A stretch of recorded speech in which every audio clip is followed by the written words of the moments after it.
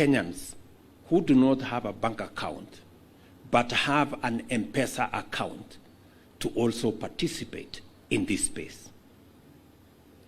I also want to ask the team to look at the possibility of Kenyans in the diaspora who may not necessarily have a Kenyan bank account to use their Visa or MasterCard or credit card accounts to be able to also participate in the purchase of government securities. This will expand the scope of participants. It will democratize this space even further and make it possible for a bigger majority of Kenyans and investors from both local and in the international space to participate in this endeavor. The concern, of course, is usually KYC.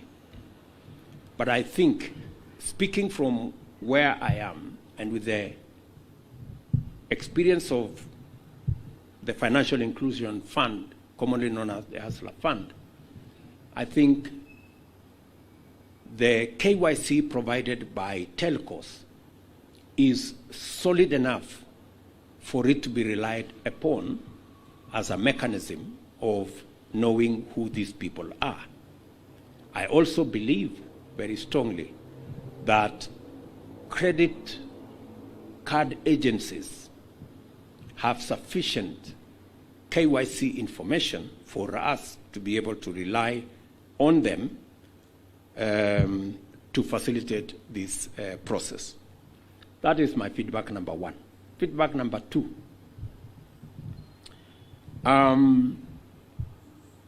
know at the moment we are working on bonds and treasury bills, 100,000 and 50,000. I think there is space again to democratize that space better. There is a case that I want to make for the people who do not necessarily want to work on 50,000. And I'm making a case for what we wanted to do with Emakiba before. The Emakiba did not go very far because it had many challenges.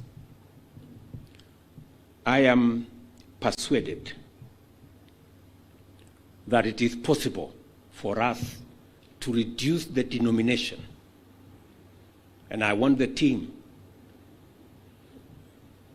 to work on what is this denomination that can democratize that space so that the person you told us here, there is a person in Moyale. There was a reference to Moyale by somebody here. I suspect that that person in Moyale may not necessarily have the 50,000, but they could be having 5,000.